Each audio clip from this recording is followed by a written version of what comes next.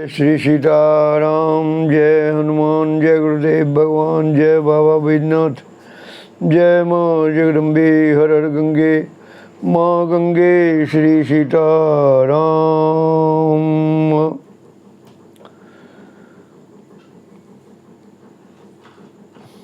कल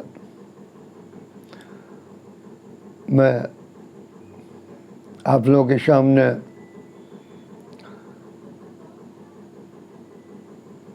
संपुट बल्ली पाठ किया था। संपुट बल्ली पाठ सुनने से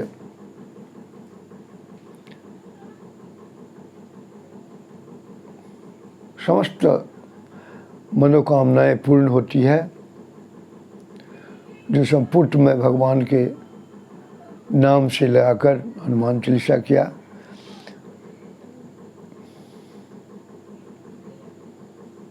मुझे आशा है आप लोगों की सभी कामनाएं पूर्ण होगी।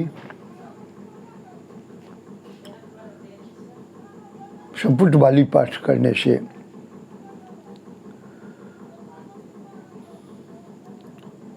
आज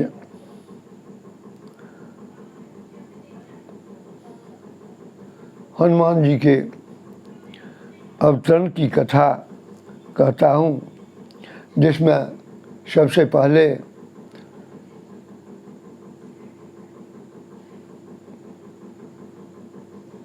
हनुमान जी के को जन्म देने वाली माँ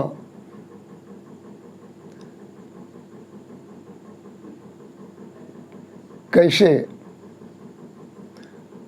हनुमान जी को जन्म देने के लिए आई, उसका क्या मूल कारण है,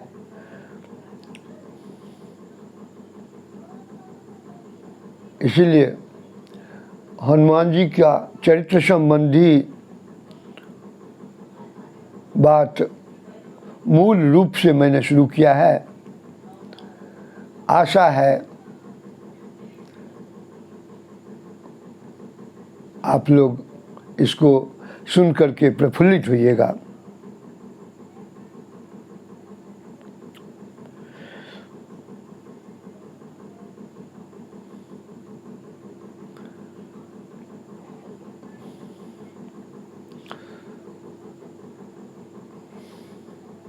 मैंने पहले ही कह दिया है, मैं जो भी कथा कहूँगा उसको सुनिएगा, उससे फायदा भी बहुत होगा। क्योंकि आपका और हमारा भी जीवन चरित्र कायदा में भी आ जाएगा। तो लीजिए, कैसे अंजना माता बनी, इस बात को मैं कहते हुए कहने की कोशिश करता हूँ, और कैसे अंजना माता से जन्म हुई।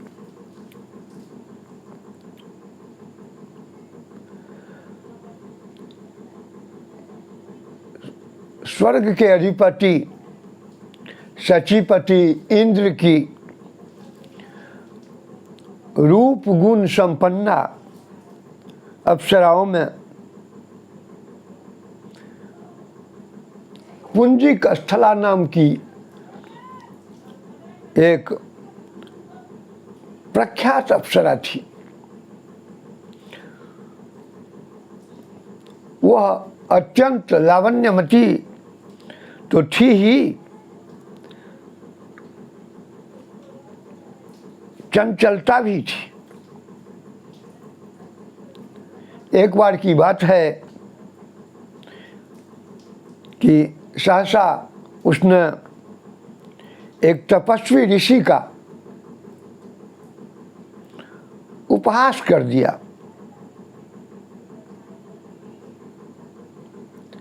ऋषि इस उपहास को सह नहीं सके। क्रोध में आकर के उन्होंने शाप दे दिया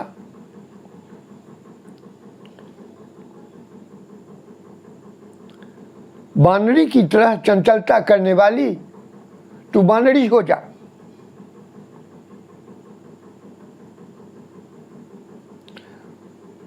ऋषि का शाप सुनते ही पुंजिकस्थला थर थर कांपने लगी। वह रोते रोते ऋषि के चरणों पर गिर पड़ी, हाथ जोड़कर उनसे दया की याचना करने लगी।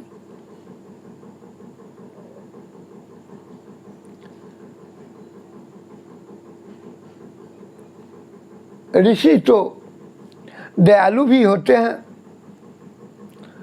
सहज ही कृपालु ऋषि द्रवित हो गए और बोले,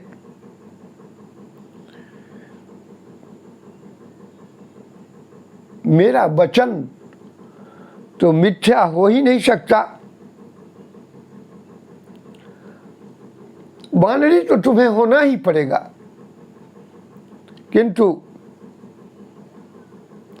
तुम इच्छा के अनुसार रूप धारण करने में समर्थ होगी। तुम जब चाहोगी तब बानरी का रूप, जब चाहोगी तब मनुष्य रूप भी धारण कर सकोगी।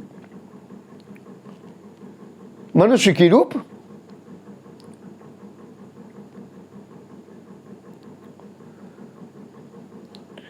वही परम रूपवती अप्सरा पुंजिकस्थला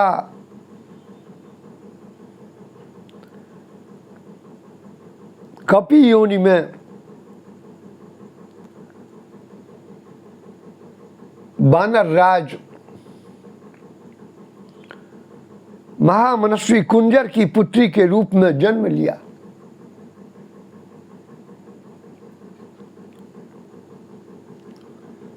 वह प्रख्यात अनिंद्य सुंदरी थी।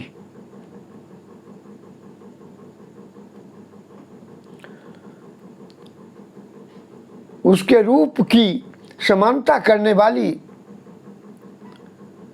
धरती पर अन्य कोई स्त्री नहीं थी।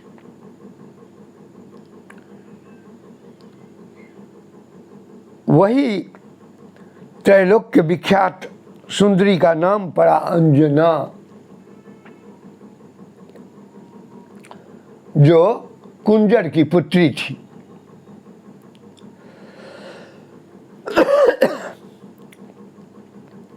लावण्यवती अंजना का विवाह वीरराज बानर केसरी से हुआ। कपिराज केसरी कांचनगिरी पर रहते थे। कांचनगिरी समस्त सुविधाओं से संपन्न था। बहुत सुंदर पर्वत था। यहीं पर अंजना अपने पतिदेव के साथ सुखपूर्वक रहने लगी।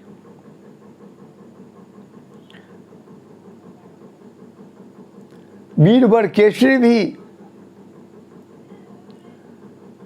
अपनी सुंदरी पत्नी अंजना को अत्यधिक प्रेम करते थे। अंजना भी अपनी प्राणाधार पतिदेव में ही अनुरक्त रहती थी। इस प्रकार सुखपूर्वक बहुत दिन बीत गए, पर उन्हें कोई संतान नहीं हुआ।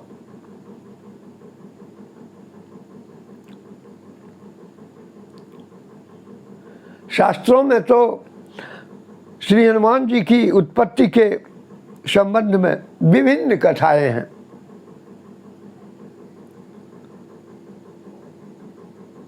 प्रत्येक कल्प के मुताबिक इनकी कथाएं हैं। सभी कथाएं पूर्णतः सत्य भी है, परंतु मैं भी कुछ कथा संतों की वाणी से सुना, वही आप लोगों के सामने रख रहा हूँ, वही सुनाने की चेष्टा कर रहा हूँ।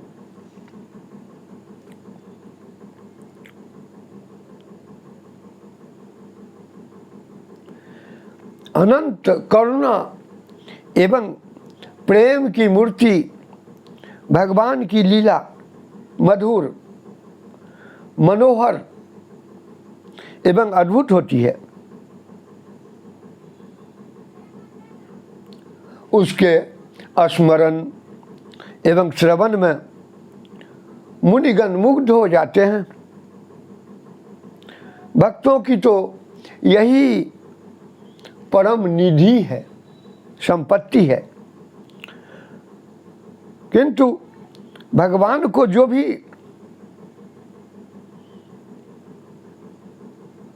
लीला होती है वह रहस्यमय जरूर होता है। परम मंगलकारिणी भगवान के लीला का रहस्य देवता,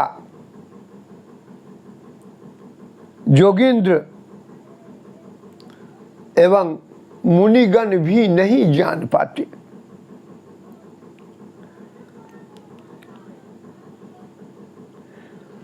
सभी को आश्चर्यचकित होकर मौन ही रहना पड़ता है। फिर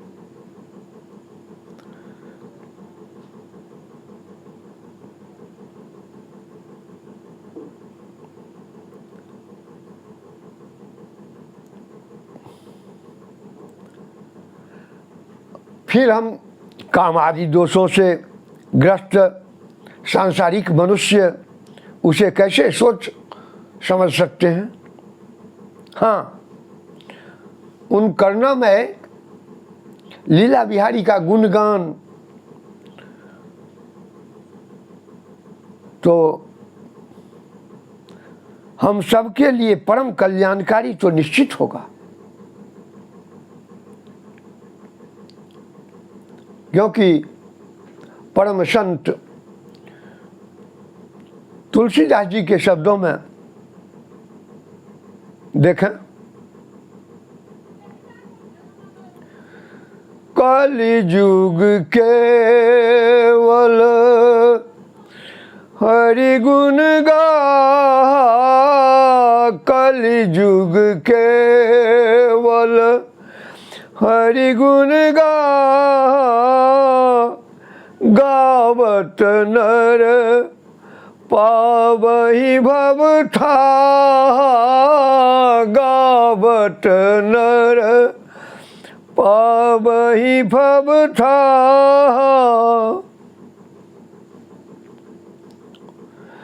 कलिजुग समजुग आन नहीं, जो नर कर विश्वास, गाय राम गुण गण बिमला, भवतर बिनहि प्रयास।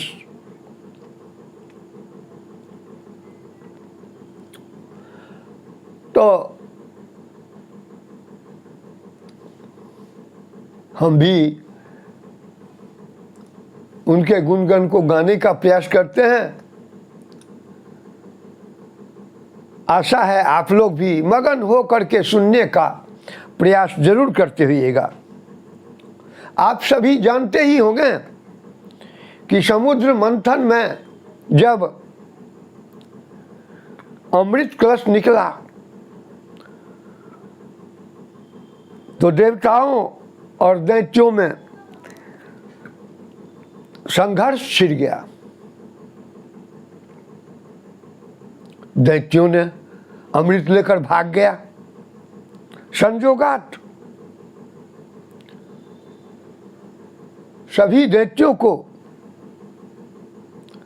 उस अमृत कलश के लिए आपस में भी झंझट होने लगी।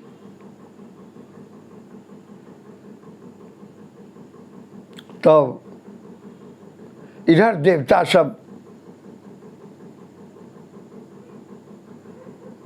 कलश के छिन जाने पर कोई उपाय नहीं सूझा।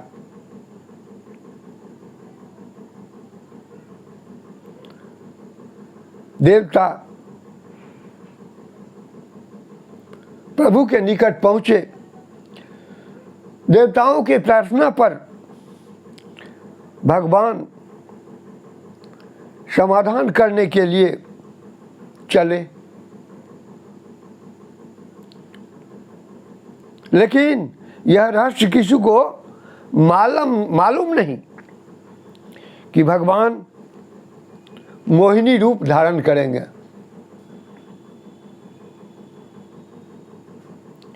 देवताओं और दैत्यों का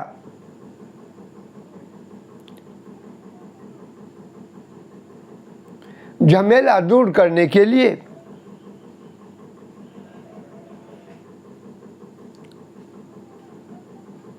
भगवान दोनों के समूह में अमृत वितरण करने के लिए परम प्रभु ने मोहिनी का रूप धारण किया था।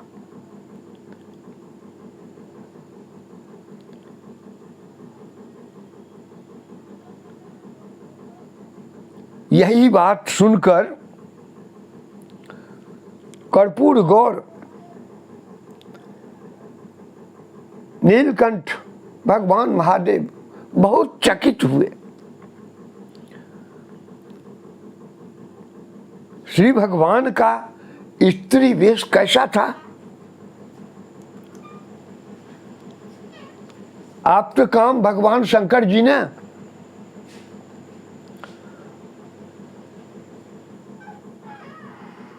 बहुत लालायित थे कि हम अपने प्राणाराध्य के विशिष्ट लीला का दर्शन करें।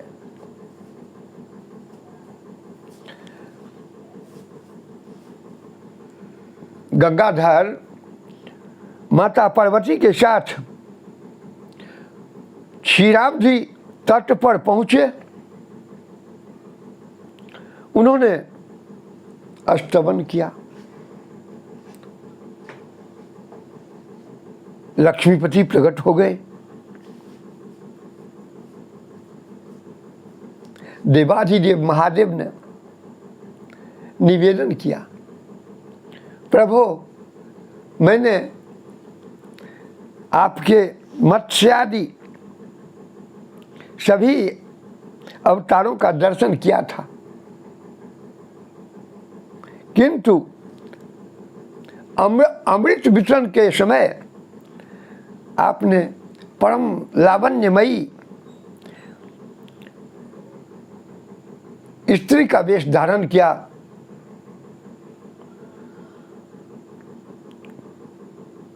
उस अवतार स्वरूप के दर्शन से मैं वंचित रह गया।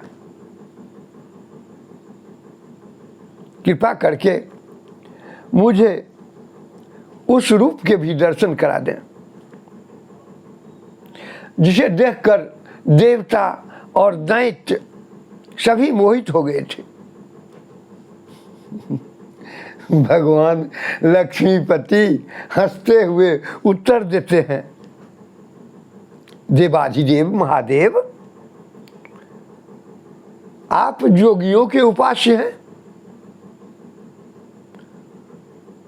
और कामदेव का दहन करने वाले हैं।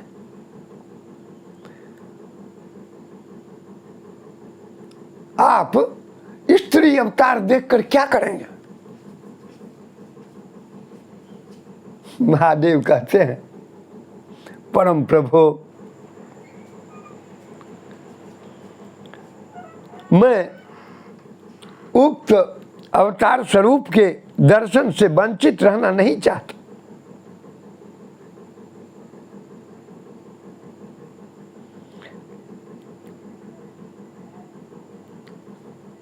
पार्वतीश्वर ने साग्रह निवेदन किया, कृपा करके प्रभु मुझे उस मोहिनी स्वरूप के दर्शन करा ही दे।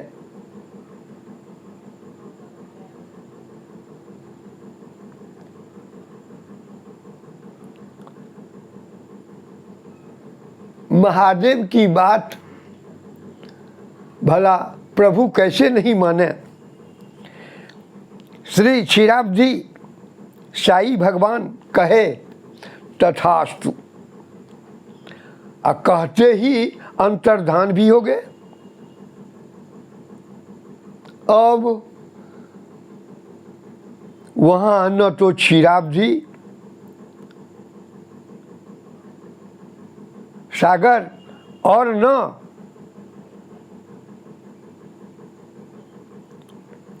नव नीरद बपू शंख चक्र गदाधारी लक्ष्मीपति ही थे।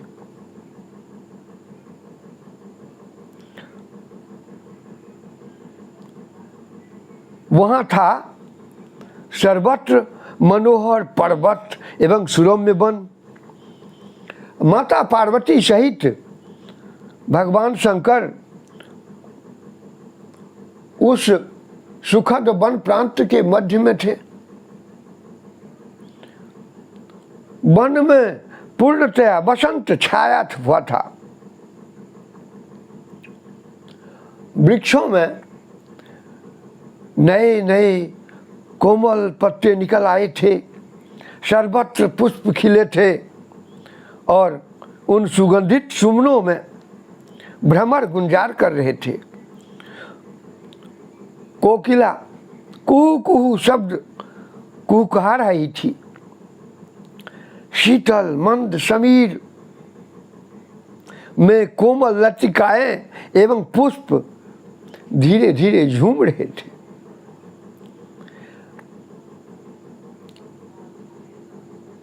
सर्वत्र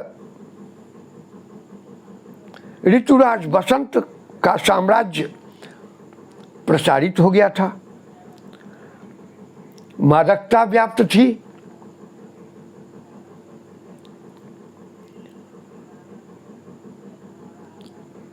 सहसा जोगियों के उपास्य त्रिनेत्र ने कुछ दूरी पर लता के ओट में देखा एक अत्यंत रूपवती स्त्री अपने कर कमलों पर कंदुक उछालती हुई रह रह कर दिखती है। कभी छिप भी जाती है, कभी दिखने भी लगती है।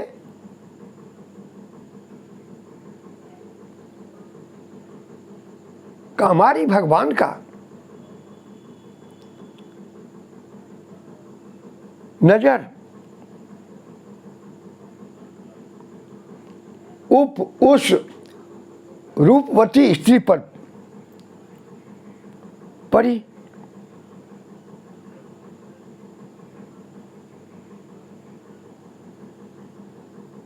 कामारी अधीर होने लगे। जिस अनंत अपरिसीम सौंदर्य सिंधु के एक शिखर की तुलना सृष्टि की संपूर्ण सौंदर्य राशि से संभव नहीं। वह सौंदर्य सिंधु स्वयं जब मूर्त होकर उच्छलित होता दिख जाए तब क्या हो। उसके सम्मुख लावण्यमयी अप्सराओं का त्याग और काम दहन की क्या गणना।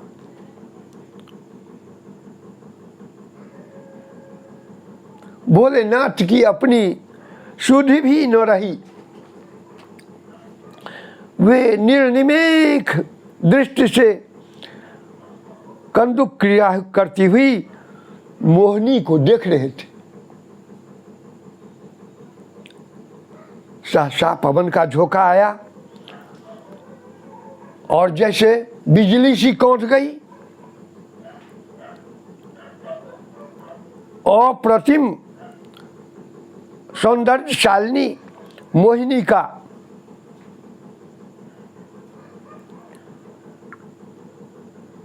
वस्त्र खिसक गया और वह नग्न प्राय हो गई।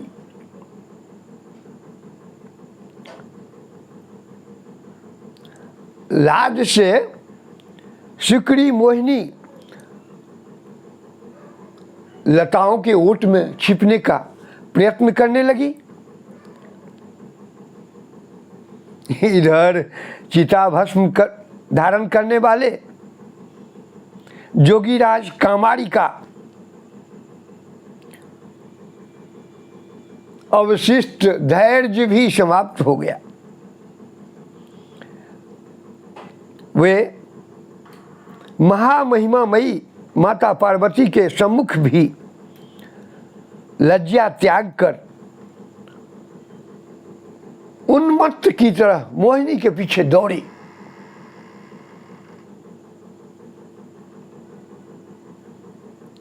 मोहिनी ने जोगेश्वर शंकर को आते देखा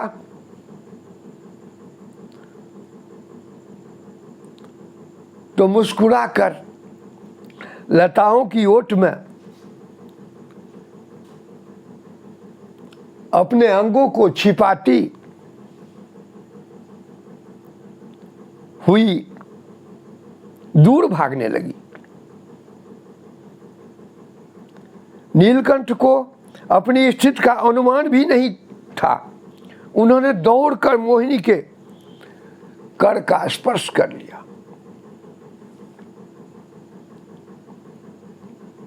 मान लीजिए प्रज्वलित अग्नि में घृत की आहुति पड़ गई। मोहिनी हाथ छुड़ाकर भागी।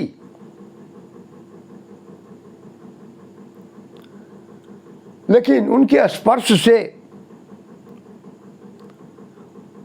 उत्तेजित कामारी पूर्णतया बेसुध हो चुके थे।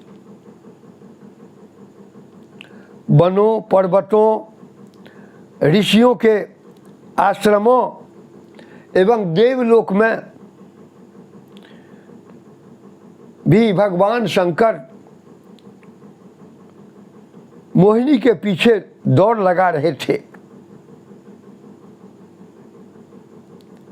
माता पार्वती, शिवगण, सूर्यगण एवं ऋषिगण सभी आश्चर्यचकित हो यह दृश्य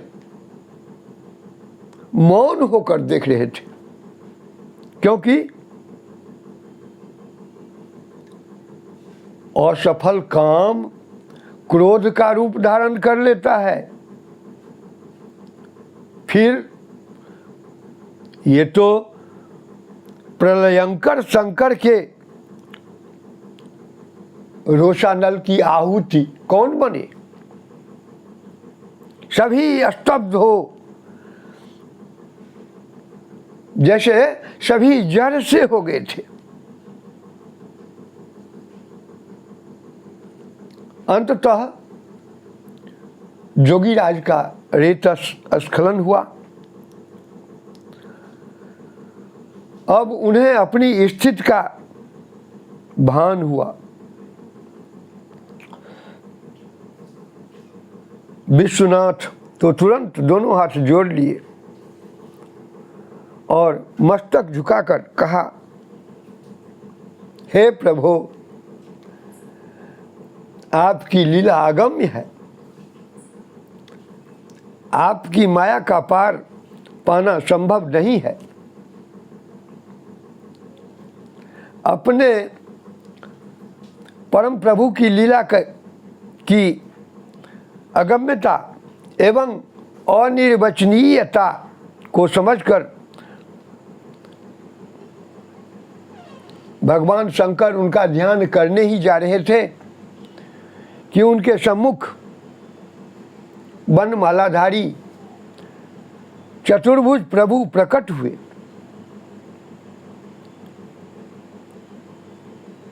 उमा वल्लभ शिव की निष्ठा एवं विश्वास की प्रशंसा किए और तुरंत अंतर्धान हो गए। परम पिता कर्पूर गौर भी माता पार्वती के साथ प्रभु गुणगान करते हुए कैलाश के लिए चल पड़े। भगवान शंकर का अमोघ बीज व्यर्थ कैसे जाता? उस बीज का राम कार्य की सिद्धि के लिए प्रयोग करने की दृष्टि से भगवान शंकर ने सप्तर्षियों को प्रेरित किया। उन्होंने उस बीज को पत्ते पर स्थापित कर लिया। समयानुसार उसे केसरी पत्नी अंजना में कर्ण मार्ग से प्रवेश करा दिया। फलस्वरूप हनुमान जी प्रकट हुए। अब मैंने कहा जो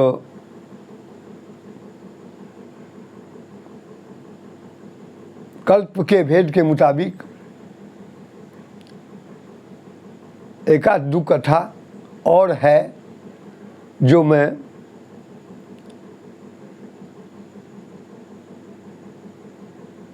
कल सुनाऊंगा। एकादश रुद्र अवतार लिए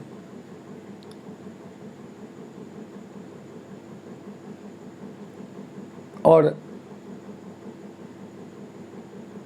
अनेक कल्प की बात है। एक बार की कथा है,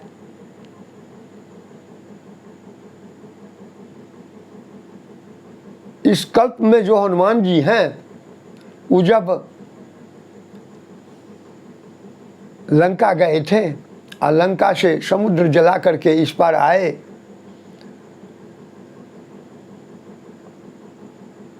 थकान से पसीना से बेसुध थे। समुद्र के किनारे जब इस पार आए तो लोमस ऋषि बैठे हुए जप कर रहे थे।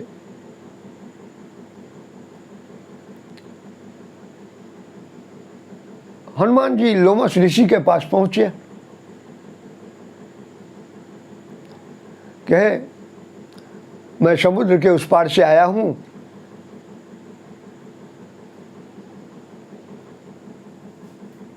अपना थकान मिटाऊंगा, उसके लिए मुझे सरोवर दिखा दीजिए। और उनके हाथ में जो मुद्रिका थी, ब्रह्मा जी एक पत्र भी दिए थे, वो पत्र और मुद्रिका कि ये सब आप यहाँ रखिए और मैं सरोवर से स्नान करके आता हूँ। सरोवर का रास्ता इशारों इशारों में लोमस ऋषि उनको बता दिए। गए सरोवर में, स्नान किए। स्नान करने के बाद अपना थकान मिटा करके आए।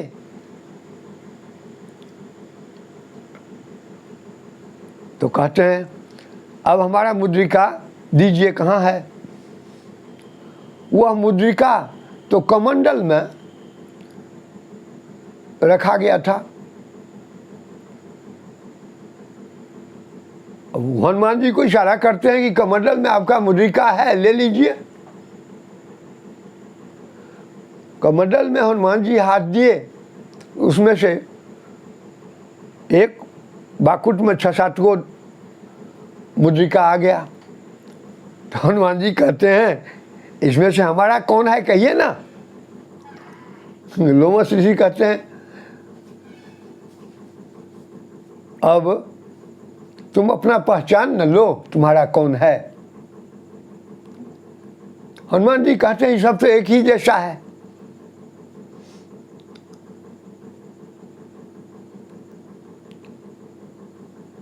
तो लोमस ऋषि कहते हैं आज तक जितने बार राम जी का अवतार हुआ और जितने बार हनुमान जी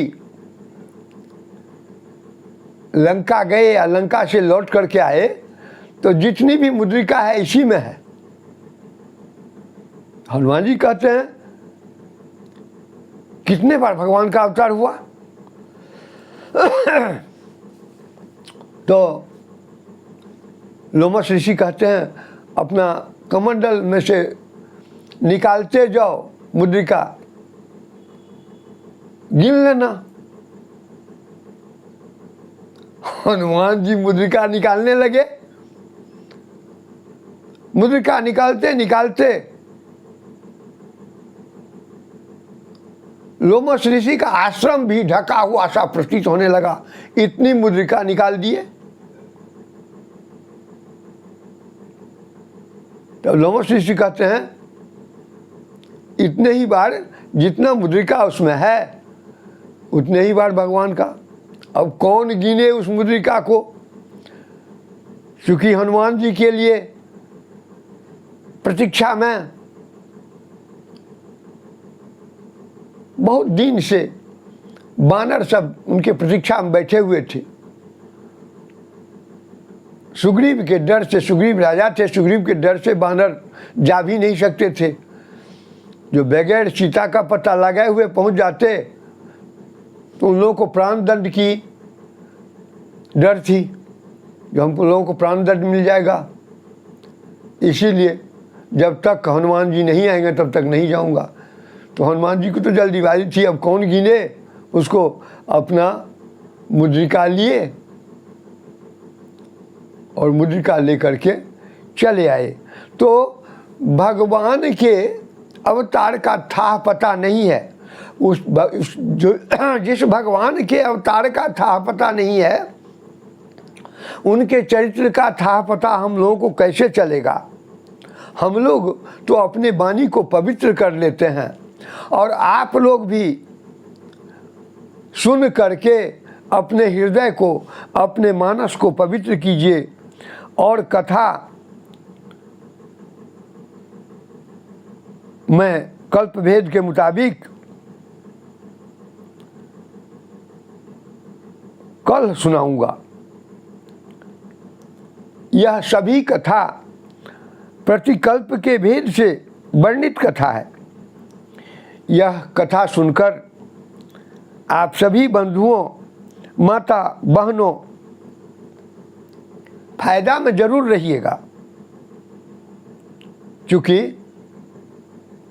राम भक्त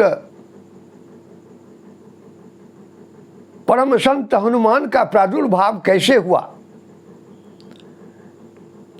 शायद यह सुनकर के भी आप लोगों का हृदय प्रफुल्लित हो गया होगा। तो यह कथा सुनने से फायदा में भी रहिएगा, और सुनते सुनते हम सबों का जीवन, हमको कहते कहते आप लोगों का सुनते सुनते सबों का जीवन कायदा में भी आ जाएगा। इसीलिए यदि मैं तो प्रतिदिन कथा कहता हूँ, आप लोग इस कथा को सब्सक्राइब कर लीजिएगा तो सुनने में आसानी होगी। और प्रतिदिन मैं एक एक कथा कहूँगा। कल हनुमान जी के जन्म की कथा मैं चाहूँगा जो पूरा कर दूं, और जिस तरह मैं आनंद ढंग से कहता हूँ उसी तरह आप लोग आनंद ढंग से सुनिएगा। तब तक हम एक भजन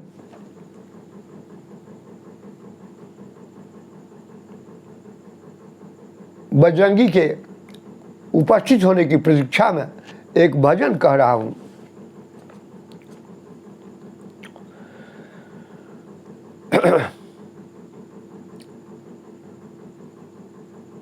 बोलिए प्रेम से हनुमान जी महाराज की जय।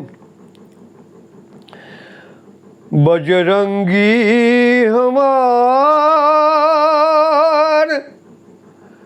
बजरंगी हमार, सुधि लेना विनय तुझसे बार बार है। बजरंगी हमार, सुधि लेना विनय तुझसे बार बार है। विनय तुझसे बार बार है हो, हजार बार है हो, विनय तुझसे बार बार है। बजरंगी हमार, सुधि लेना विनय तुझसे बार बार है। जब राघव निकट तुम जाना, जब राघव निकट तुम जाना, वहाँ मेरी भी चर्चा चलाना, वहाँ मेरी भी चर्चा चलाना। मेरी हालत प्रभु से सुनाना, मेरी हालत प्रभु को सुनाना विनय तुझसे बार बार है। बजरंगी हमार, सुधि लेना विनय तुझसे बार बार है। बजरंगी हमार, सुधि लेना विनय तुझसे बार बार है। मैं तो तेरे शरण में लौटाऊंगा, मैं तो तेरे शरण में लौटाऊंगा। दुख रो रो के अपना सुनाऊंगा, दुख रो रो के अपना सुनाऊंगा। जैसे मानोगे वैसे मनाऊंगा विनय तुझसे बार बार है। बजरंगी हमार, सुधि लेना विनय तुझसे बार बार है। बजरंगी हमार, सुधि लेना विनय तुझसे बार बार है। विनय तुझसे बार बार है हो, हजार बार है। विनय तुझसे बार बार है। बजरंगी हमार, सुधि लेना विनय तुझसे बार बार है। मेरी अर्जी पे मर्जी तुहार है, मेरी अर्जी पे मर्जी तुहार है। शरण आया सनैया लाचार है, शरण आया सनैया लाचार है। जैसे मानोगे वैसे मनाऊंगा विनय तुझसे बार बार है। बजरंगी हमार, सुधि लेना विनय तुझसे बार बार है हो। मंगल मूर्ति मारुति नंदन, सकल मंगल मूल निकंदन, सकल मंगल मूल निकंदन विनय तुझसे बार बार है। बजरंगी हमार, सुधि लेना विनय तुझसे बार बार है। विनय तुझसे बार बार है। जय जय श्री सीताराम।